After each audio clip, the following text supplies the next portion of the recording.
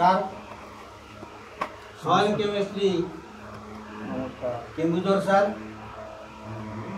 double Anandpur sir एवं आमर soil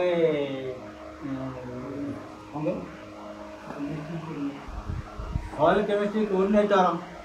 sir एवं आमर उपस्थित थिबा ए कुमुड़ ग्रामवासी समस्त भाई भौणी एवं अन्य मान को जो अच्छा सेपटे जो माँ मौसी मैंने समस्त को आज शिविर को स्वागत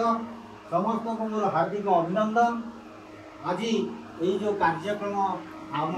तालीम शिविर आरंभ हम उपस्थित थिबा आम सार अच्छा सी आपण मानू